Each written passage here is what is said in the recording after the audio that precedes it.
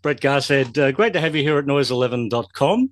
And Awesome. Thanks, Paul. well, Christmas coming up, New Year, we're all slowing down. So you're one of my final interviews for 2024. All right. So I'll try and make it a good one. Yes, let's make it controversial. Well, we're starting Yeah. off with Guitars for Vets because that's a project that you've been involved with. You've had one of your tracks from the inside included on that. Was that a song that you put together, a piece of music that you put together specifically for this project? No, it was a song I'd had kicking around for a long time, at least in instrumental form. I think I wrote it all the way back in 1999 when I was still living in America. And the chorus just kind of came to me one day driving to my mate's place. And I thought, oh man, that's a good chorus. And the lyrics of it, I ended up writing the lyrics in 2020 when the pandemic hit because I decided to revisit the song. I did a solo album in 2002 called Big Sky.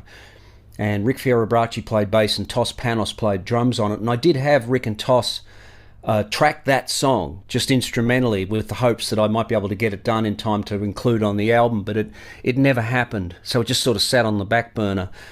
And in 2020, I was, we're all looking for something to do because we're all housebound, and I thought, well, why don't I revamp that? And I tried to reuse those tracks from all the way back then, but it didn't work out. So I redid it and had Jerry Pantazis play drums on it remotely from his studio, and Rick once again played bass on it. And I wrote the lyrics basically around the mood of the chorus.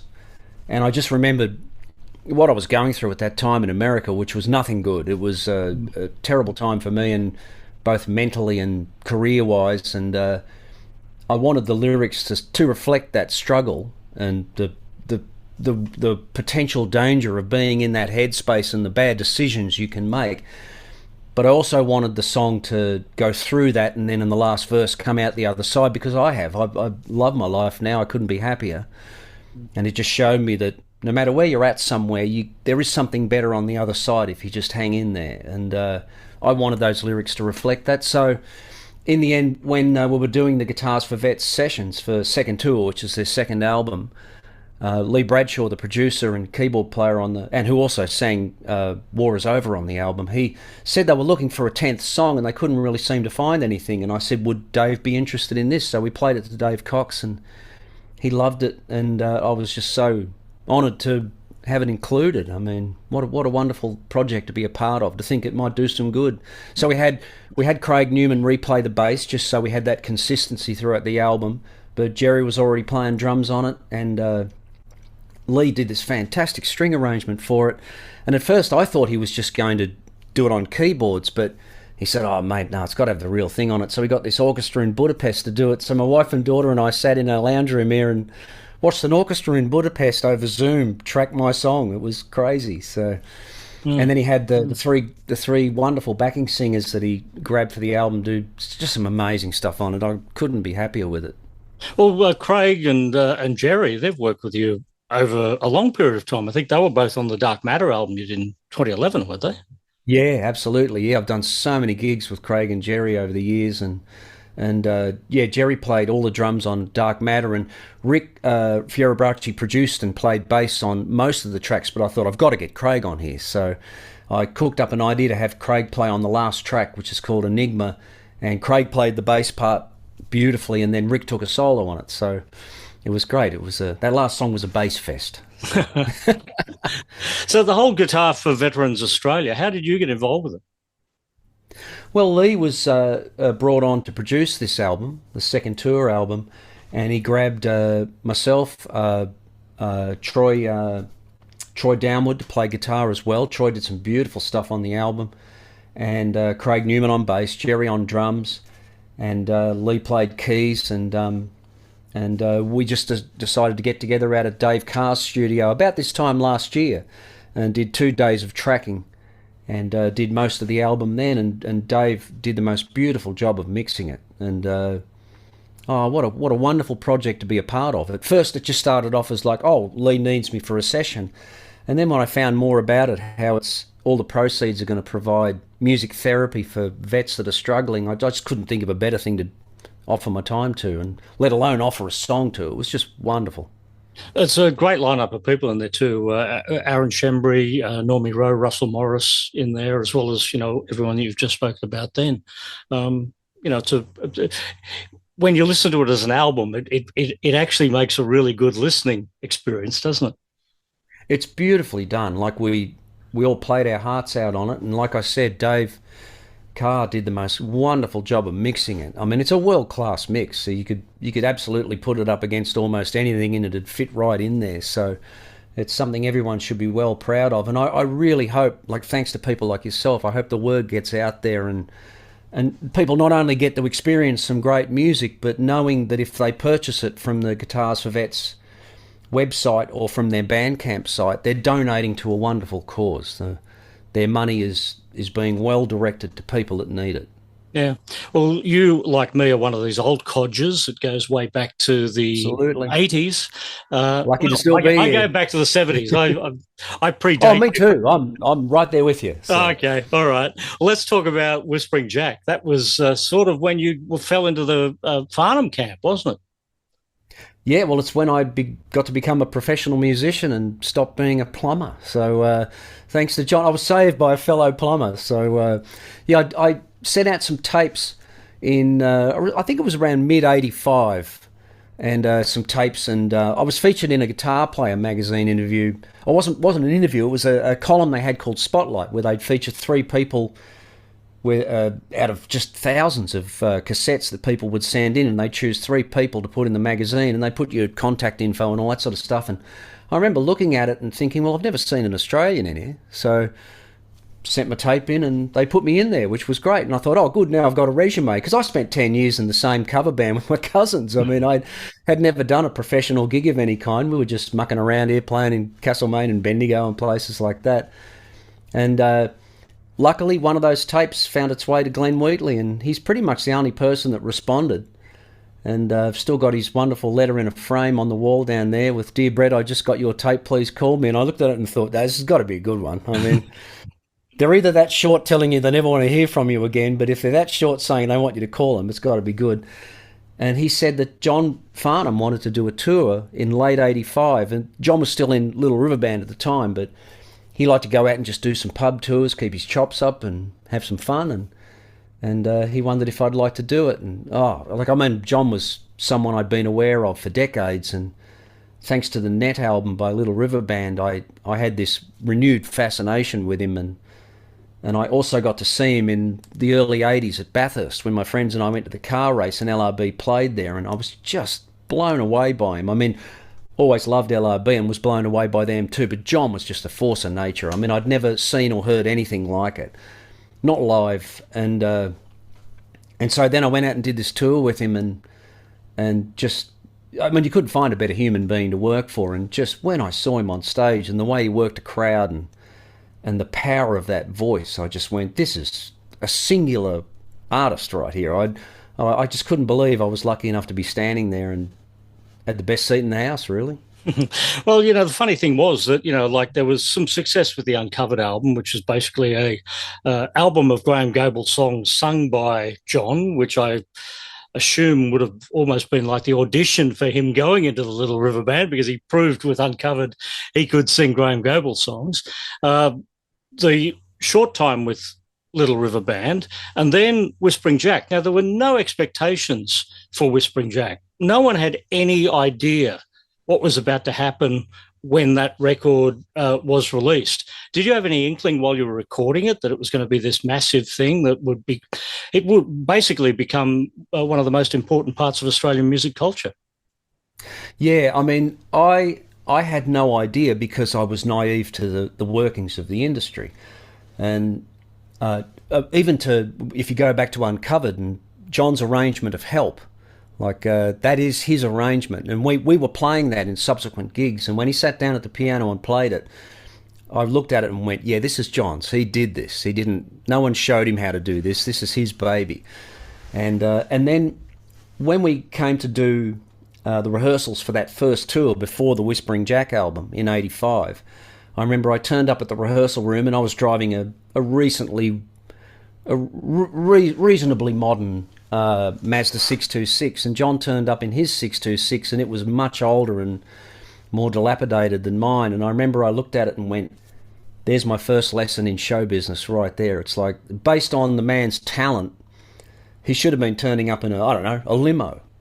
And yet I went, okay, so things don't necessarily correlate. You can meet incredibly talented people that still struggle in this industry. And I thought, okay, lesson learned there.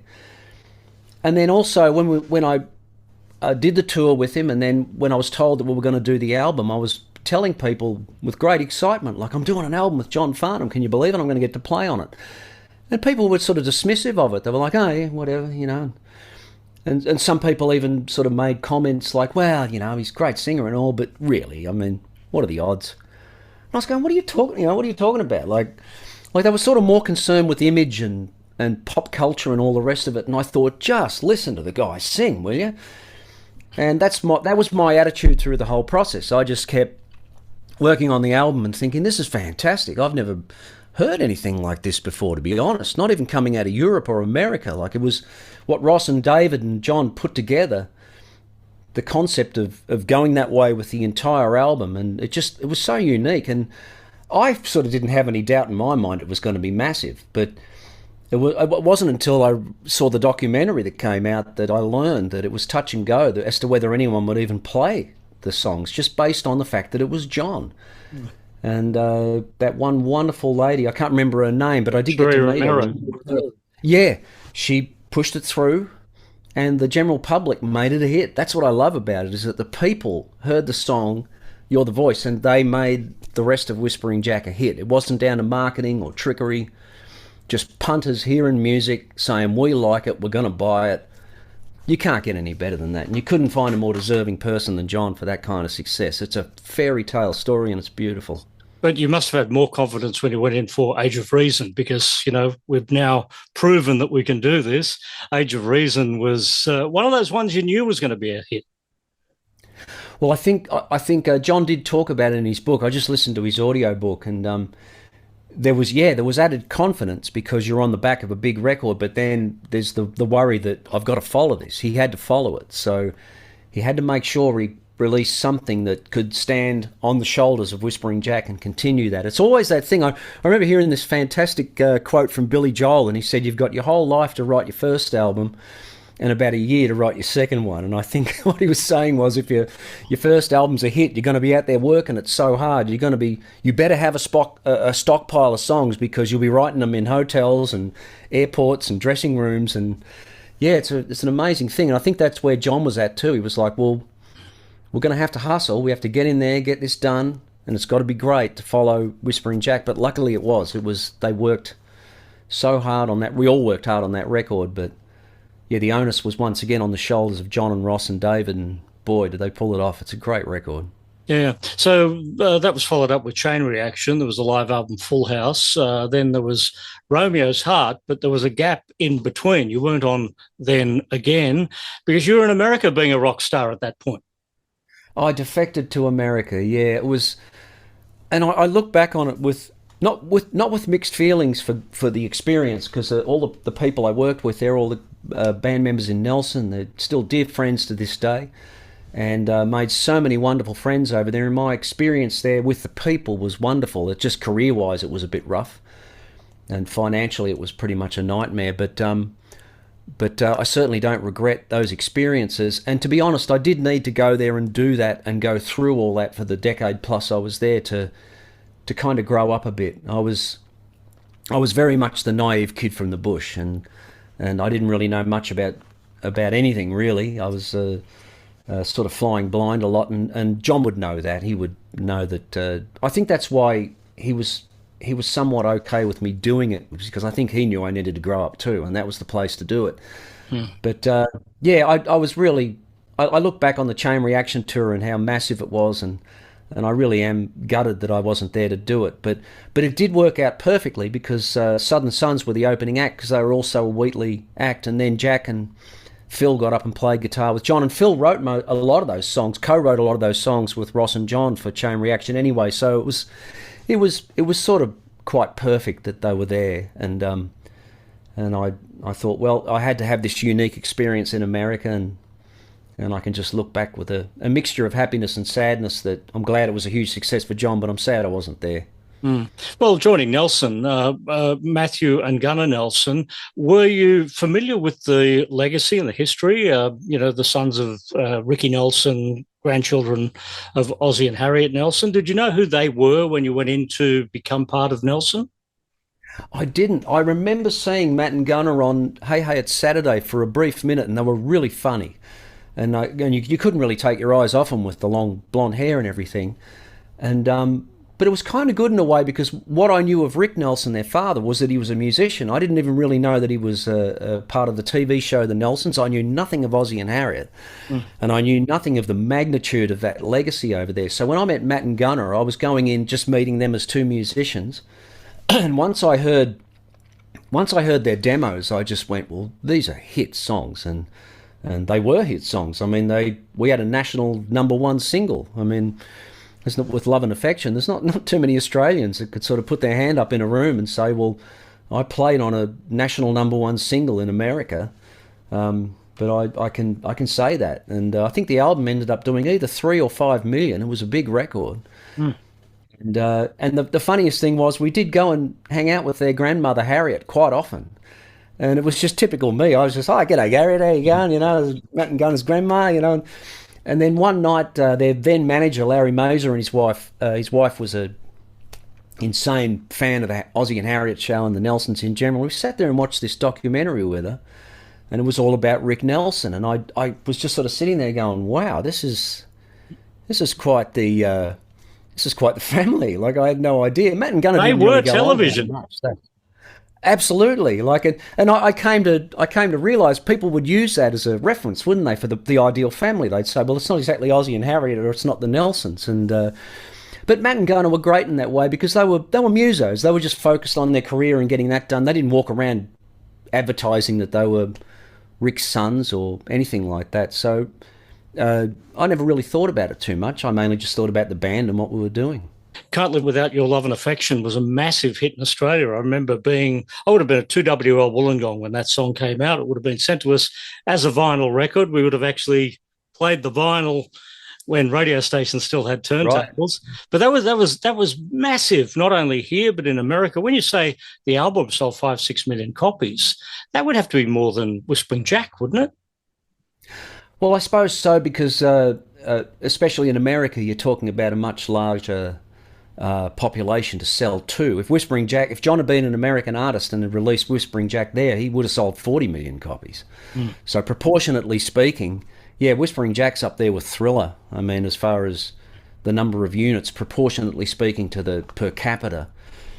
But whereas, like for an album to sell over 1 million copies in a country with less than 30 million people, and it's pretty crazy, and especially back when he did it, it's just remarkable. But Whispering Jack was such a phenomenon. That was the huge pleasure, was to be a part of John's band and watching it just grow and grow and get bigger and bigger, and just seeing it happen for him. I was just so grateful that it was happening for him. I was lucky to be there and be swept up in it and get to tag along and just have the time of my absolute life. But to see him finally get this kind of recognition and this kind of acceptance was perfect. Poetry. It'd be a good pub trivia question, wouldn't it? What's the biggest selling album that Brett Garsed's ever played on? Most people would say Whispering Jack and get it wrong. So, I think we should start moving that into pub trivia. Yeah, pub trivia. That could be my future. Yes. And I've got to also remember that Matthew and Gunnar were also the brothers of Tracy Nelson, who was just, this magnificent actress. And for those who don't know Tracy, go and look her up, because you will know who Tracy is. You would have seen her on Seinfeld. You've seen her on dozens of different shows. Down Out in Beverly Hills with Bette Midler. She's been on, dozens of shows. Father Downing Mysteries, or Father Dowling. I think that was a huge TV show she had in America for a while with the guy who played the father in Happy Days. Can't remember his name. Oh, Tom Bosley. And was that the one where was she a nun in that? I remember. That's right. She was a nun. Yeah. Tracy was gorgeous. I know her really well. Like, I mean, it's so sort of interesting to realise that these people are friends. They've become friends of mine, and it's Yeah. So Big Sky was 2002, Dark Matter 2011. Why hasn't there been another Brett album since then? Uh, I don't know. Laziness, probably. I don't know. Not laziness. I'm just not that prolific when it comes to writing. And look, I poured so much energy into those albums, especially Dark Matter. Like that was, they've always been done on my own dollar and self-produced, self-released, if you like. Both made in And America. what's that?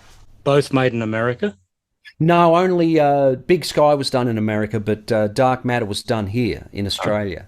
And I just had this opportunity for a year to spend the time to get into that, and it does take a lot of time for me to put these albums together. And those songs are quite complex. There's a lot of work in those things, and I think I sort of wonder about falling down that rabbit hole again, and I have a family and a life to live. So, but look, I do have a song kicking around at the moment that needs to be recorded, and that's all it takes is you finish one song, and you get the bug, and then before you know it, you're off again. So, and the next thing you know, 3 months later, I've got an album done. So, I mean, it could be that. yeah. So there will be a third album. You just don't know when. Yeah, I won't put a date on it because I'm terrible at that.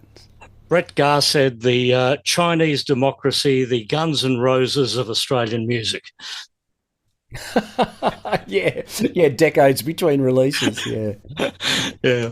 Well, Brett, good to catch up. It's great to see you working with Guitars for Veterans Australia. It's such a great project to be involved in, and everybody should have a listen to that while they get the chance, particularly with all the downtime over the next couple of weeks over the Christmas break. Have a great Christmas. Have a happy new year, and see you in 2025. Awesome. Thanks, Paul.